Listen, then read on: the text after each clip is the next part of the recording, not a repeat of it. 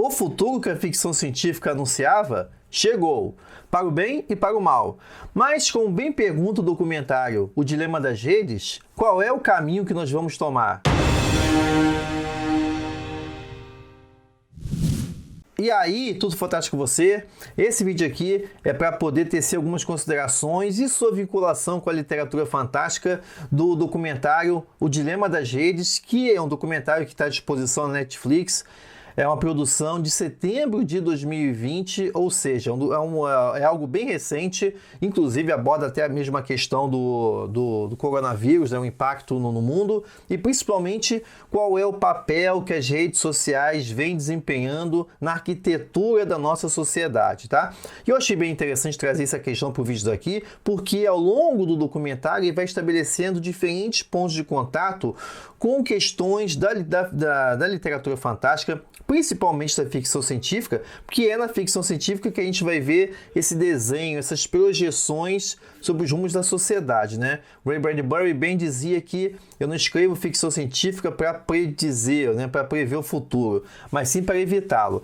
E o ponto aí que está bem expressado no título do dilema das redes sociais é porque, sim, as redes sociais, como qualquer construção humana, ela tem um lado benéfico, mas também tem um lado maléfico, né? Isso é algo também que o grande escritor, o inglês, o H.G. Wells, o pai inglês da ficção científica, sempre dizia que, isso ele mostrava nas obras dele, que não é a ciência que vai levar o homem à destruição, não é a ciência que vai levar a civilização à beira da extinção. A questão é o uso que se faz da ciência. Daí é o mesmo caso aqui das redes sociais, isso é bem apontado, porque se no primeiro momento você tem a capacidade de, por exemplo, você encontrar parentes que você não via há décadas, perdidos até, ou então de você reencontrar colegas da escola que há muito tempo você gostaria de saber o paradeiro, ou ainda de você ter nas suas mãos a oportunidade de pedir um carro e o carro aparecer, ou pedir a comida, ou seja, toda essa facilidade que as redes sociais, os aplicativos, as plataformas nos entregam nos dias de hoje, tá? Mas também é isso que o documentário aborda, foca, nesse lado sombrio, né? Isso parte, e no documentário isso parte das considerações de um executivo, Tristan Harris, que ele era ex-designer ético do Google, né? Ou seja, existia esse departamento de você promover um elemento ético na estrutura no caso aqui, né, do mecanismo de busca do Google, de forma a que a poder moderar o comportamento e a interação dos indivíduos dentro do caso aqui, dentro do Google, né? E eu estou citando aqui o caso do Google porque o Google, como foi das primeiras dessas manifestações das redes, né, acabou servindo de base para de parâmetros, isso é citado dentro do documentário, para o Facebook, para o Pinterest, para o Twitter, para o Instagram e tudo mais. E a questão, gente, que o documentário aborda, e isso é bem nítido, é qual é o nosso papel dentro das redes sociais. Para que a gente tá usando as redes sociais? Nós que estamos usando as redes sociais ou são elas que estão nos usando? E isso chama muita atenção porque, na verdade, é o seguinte, e aí você já pode até ter pensado isso. Tudo que fala ali no documentário, se você não assistiu, assista, fica a dica. Você vai perceber que são coisas que vêm sendo comentadas ao longo do tempo, né? Desde que as redes sociais apareceram, né? Sobre essa questão da manipulação das redes, que as pessoas têm que ficar atentas ao tempo que passa nas redes. Mas o que eu estou chamando a atenção, é por isso que eu estou trazendo aqui nesse vídeo, é porque são dados recentes.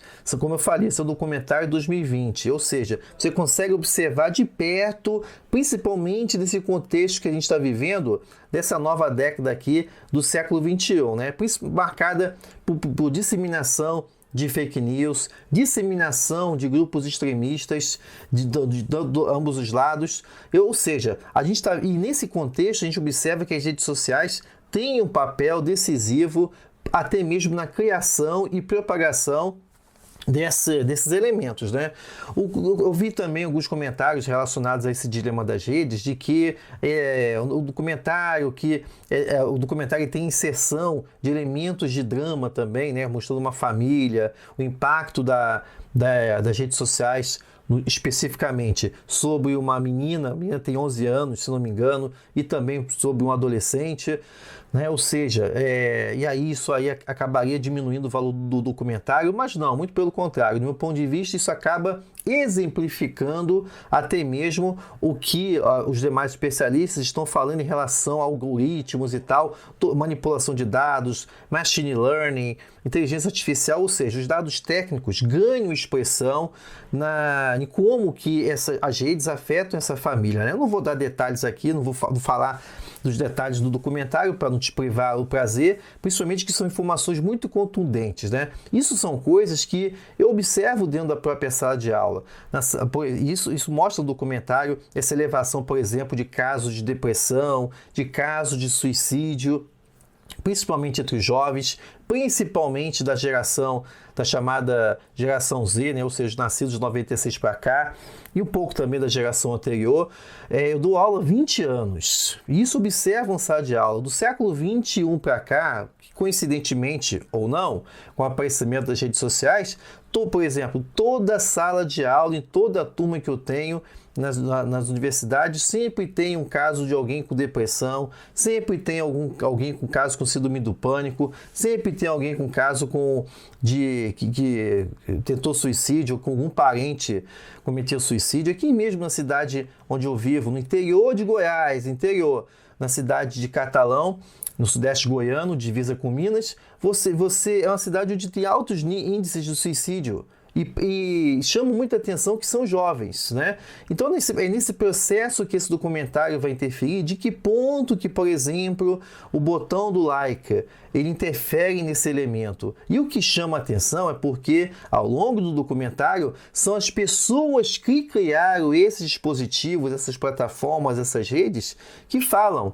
E você percebe que se o lucro sempre foi o objeto, obviamente, né, a gente está falando de empresas, Facebook é empresa, YouTube é empresa, Twitter é empresa, você observa que os próprios criadores, eles estão, que lê literatura fantástica sabe disso, né? Você observa que eles estão numa posição como Victor Frankenstein. Eles percebem que tem algo saindo do controle deles. Isso é referendado por outros dados do documentário. Eles não sabem muito bem que caminho isso está tomando, né? A ponto de essas mesmas pessoas que estão lá no documentário, o criador do Pinterest, o criador do botão do like, também os gerentes do Twitter, eles, por exemplo, eles dizem que não permitem que os filhos, no caso adolescentes, estejam nas redes sociais. Então isso é muito significativo porque é a mesma coisa de uma droga, né? Certamente você já ouviu essa frase também, mas é algo que sempre é bom lembrar, que as únicas indústrias que chamam seus clientes, né, de usuários é a indústria da droga e a indústria das redes sociais. E isso é muito marcante porque a gente está falando de vícios no mesmo ponto. Então, ao longo do documentário, você vai ver que, para citar o caso, nós nos tornamos o personagem do show de Truman. Lembra do filme do Jim Carrey? Onde ele é um indivíduo que vive num reality show desde que foi concebido, desde que nasceu. Ele não sabe que ele é um produto, que ele é manipulado, que ele é um produto de uma mídia social. Pois é isso que o documentário mostra muito bem, de que como a gente vive numa realidade criada, numa realidade que a rede social promove pra gente, né? Ou seja, da mesma forma que o Jim Carrey, no caso do Truman, né, ele vive numa bolha, nós também estamos vivendo em bolhas. Isso é muito marcante, que isso explica, o Dilema das Redes mostra como é que essa construção, esse algoritmo que visa fazer você ficar ali dentro, fazer você receber sempre recompensas, vai te induzindo a você ficar viciado. Quanto tempo você passa nas redes sociais? Isso é abordado no documentário. O que você vê nas redes sociais? Você busca o diferente? Ou você fica sempre vendo a mesma coisa e aí, como você vê a mesma coisa, os algoritmos, no caso do documentário, ganha formas humanas, né, para exemplificar isso, né, bem o estilo Matrix, como é que eles eles já vão te dando mais elementos para você ficar ali, para te manter confortável. E aí, para evitar, isso é muito preocupante, gente. Para citar um caso aqui real, por exemplo, recentemente no Facebook teve uma postagem em que um escritor perguntava como que poderíamos criar uma associação de escritores fantástico que fosse boa para todo mundo, fosse boa e tal, poderosa e coisa e tal. E eu comentei, eu penso que uma das soluções é fazer uma associação que contemple diferentes olhares, que contemple diferenças. Aí pronto, aí apareceu pessoas dizendo que não senta com fascista. Ou seja, eu não falei nada de sentar com fascista, porque não se conversa com fascista, mas só de falar de você sentar com a diferença, as pessoas automaticamente já tagueiam o outro. E esse que é o problema. Nesse caso daí, as críticas se voltaram contra mim, porque como se eu tivesse falado que tinha que sentar com fascista e tal. E depois eu fui descobrir, inclusive, que uma das pessoas que comentaram falaram que eu fui ver isso em outro posto, que eu estava sendo observado, que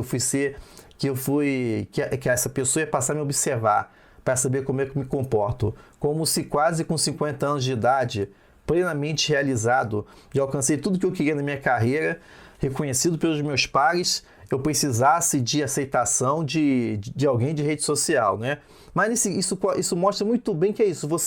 Por quê? Porque você ousa ensaiar, você ousa propor um ensaio crítico, você ousa propor que a pessoa saia um pouco da bolha. Isso é comentado lá dentro, isso é algo que eu sempre falei, que me acompanha em outras redes, sempre que eu falo isso, questão do diálogo, a questão de você buscar até mesmo ouvir, assistir, ler coisas de pessoas que você não gosta, para você se colocar à exposição de um outro pensamento diferente do seu, para você reforçar ou relativizar ou criar uma contestação para aquele discurso. E aí o que acontece? Como as pessoas hoje são incapazes de se colocar nessa situação, que a gente tem uma das expressões, e que a ficção científica ilustra isso muito bem em obras como, por exemplo, Admirável Mundo Novo, com Soma, que hoje é o alto consumo de Rivotril no Brasil. Outro dia eu estava vendo um escritor brasileiro dizendo: gente, eu vou começar no mundo do Rivotril, quais são as dicas, quais são os macetes e tal. A pessoa estava celebrando que ia começar a tomar um anti-ansiolítico. Que mundo é esse que a gente está vivendo? Aí todo mundo lá, não, a dica é essa e tal, celebrando como se fosse uma coisa, uma conquista, como se fosse mas é inevitável. Será que é mesmo inevitável? Será que a gente não esquece de se desconectar um pouco, de meditar, de fazer uma meditação para você evitar entrar em remédios? Aí é assim que funciona. Como hoje, principalmente essa geração, que não é culpa dela, mas ela já nasceu inserida no contexto de redes sociais, né? A geração de 96 para cá, um pouco anterior, né? Pessoa da casa dos 30, pessoa já cresceu, já não sabendo o que é se conectar na internet, elas já estão conectadas na internet, então as redes sociais já fazem parte da vida delas, então elas são inseridas, são domadas, são direcionadas a sempre aceitar o mundo que elas têm, né? Isso inclusive é comentado lá no Show de Truman também, quando perguntado ao diretor do Show de Truman, ele fala, as pessoas aceitam a realidade que elas querem, né? Então é isso mesmo, o que esse documentário está propondo é que você reflita um pouco. Eu não estou dizendo aqui para você queimar seu celular, desativar a tua conta, sair das redes sociais, mas para você ficar atento de que, como isso é comentado, num lugar, se as redes sociais são um lugar onde você está numa produção de uma empresa, onde os serviços são gratuitos, qual é o produto? O produto é você. Então é você que é o produto. É por isso que o Facebook, como por exemplo, recentemente, no momento que eu gravo esse vídeo, está bombando com um avatar para você criar o seu avatar. Crie o seu avatar do jeito que você é. E no final o resultado é um avatar que, é praticamente igual para todo mundo. Todo mundo fica com a mesma cara na hora do avatar. Ah, não, mas você customiza a cor da pele, o cabelo e tal. Justamente porque no momento que você está customizando, fazendo todos esses ajustes aí, criando seu avatar, as mesmas informações estão indo lá para os algoritmos para que apareça na sua frente aquela tintura para cabelo, aquele tipo de óculos que você gosta, aquele tipo de penteado. Então é nesse contexto que a pessoa tem que ficar atenta de que nada é de graça. A gente está falando de empresas. E isso é preocupante porque, como bem mostrado lá dentro, essa busca de segmentação, essa busca de criação de bolhas está causando rupturas sociais. Os próprios criadores lá do Pinterest e tal comentam isso. Qual é o risco que você teme, que você mais teme? Porque ele está percebendo que as coisas estão fugindo do controle. Ele fala, eu temo uma guerra civil. Então não é isso que a gente está vivendo nos Estados Unidos, não é isso que a gente está vivendo, essa ameaça também aqui no Brasil. Isso é algo que é perceptível. Lá em 2016, o primeiro post do blog Fantástico Cursos foi sobre a eleição do Trump. Como é que a eleição do Trump se conectava com distopias e tal, né? E dali eu já sabia, eu já tinha comentado, inclusive, que Bolsonaro vai ser o mesmo caminho. 2 anos depois não deu outra. Por quê? Porque esse é o desenho. Qual é o elemento comum aqui? A ostensividade das redes sociais, que dá voz, como o Humberto Eco disse, né? Em 2005, deu voz a idiotas, deu voz a extremistas. E nesse processo de você criar extremistas, você cria extremistas que acreditam em terra plana, que são negacionistas, que acreditam que nazismo é de esquerda, e aí a própria rede cria a sua contraparte. Porque, para gerar essa reação, para manter ali, aí cria os radicais lá de cá, os que atacam os monstros, mas também, como o próprio Nietzsche fala, ao atacar monstros, você corre o risco de se tornar um monstro. Então é nesse parâmetro que fica o convite aqui do Fantástico Cursos, já que, como eu trabalho aqui a função de literatura fantástica e o documentário insere elementos de literatura fantástica, que você perceba que a literatura fantástica tem essa capacidade de você propor reflexões sobre o mundo que estamos construindo. Lá dentro mesmo do curso, o Como Criar Histórias que Vendem do Fantástico Cursos, tem outro curso, bônus, que é o Marketing Digital para Escritores, onde eu vou mostrando que você está na rede social porque você precisa chegar ao seu público, mas para ajudar o seu público, para você que com sua obra você consiga propor soluções, você leve respostas, você resolva problemas do seu público. E você faz isso com conteúdo específico, você faz isso de forma a ajudar essa pessoa. Para fazer uma ponte, a rede social é isso, para que faça uma ponte entre o seu produto, o seu livro, a sua arte e a pessoa que está precisando disso. É isso que tem lá no Marketing Digital para Escritores, que está com o curso bônus dentro do Como Criar Histórias que Vendem.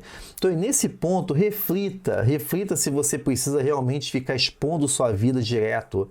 Será que você tem sempre que aceitar a recomendação que o YouTube te manda? Será que você tem que, toda vez que está se sentindo mal, ir lá no Twitter e falar, gente, eu estou sentindo mal hoje? Por quê? Porque aí o Twitter vai te colocar mais conteúdo desse jeito, o Facebook vai te mostrar mais conteúdo para te manter nesse estado aí, ou então para acionar, para mostrar a tua mensagem para a tua bolha ir lá te sustentar, te suportar, e aí você conseguir se superar. Será que você não poderia pegar um telefone e ligar para uma pessoa, em vez de usar a rede social como divã?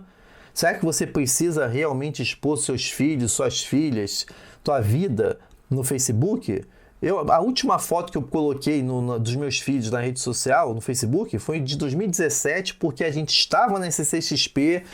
Então, foi um momento de mostrar como é que eu estou educando a molecada lá para ser nerd, né? Mas pense muito bem disso, porque isso são todos dados. Você está alimentando, como fala lá, um grande cérebro virtual que está ganhando forma, está dominando e alterando a forma que a gente percebe o mundo e percebe o outro. Percebe o mundo, percebe o outro. De você taguear uma pessoa. Então ele está falando isso porque ele é branco, eu não sou mais um indivíduo, com toda uma existência prévia. Não, eu sou homem, branco, heterossexual, classe média. Beleza. E aí entra todos os parâmetros. Então ele é comunista, ele é fascista, ele não sei o quê, ele é sexista, é isso mesmo. Assim como a rede social, onde você, no momento que você está procurando algo, você tagueia Eu quero que essa mensagem apareça, é isso que é a rede de anúncios, você tagueia, eu quero que essa mensagem apareça para pessoas de tal idade. Será que a gente está tagueando as pessoas? Você não consegue, além disso, enxergar um indivíduo, isso vale se você é de esquerda ou de direita. Você não consegue, além de outra pessoa, enxergar o que ela tem para te dizer, e aí nesse processo, vocês construem um processo, porque é a partir do olhar crítico, que a gente constrói uma sociedade mais equilibrada. E não existe uma sociedade formada de várias bolhas. Construa mesas, construa diálogos, não construa muros, construa pontes, beleza? O vídeo ficou um pouco longo, mas era uma reflexão necessária. Se você gostar, dá like, não gostou, dá aí o botãozinho para baixo, porque o que o YouTube mede não é quantidade, e sim engajamento, tá? Então, fique à vontade para expressar sua opinião, sempre dentro do limite de cordialidade de educação que marca o Fantástico Cursos, porque esse é o público que eu quero aqui, senão você pode voltar para sua bolha, porque o que eu estou propondo aqui é um olhar de diálogo, beleza? Então, muito obrigado pela sua paciência nesse vídeo. Vejo você na próxima. Até lá!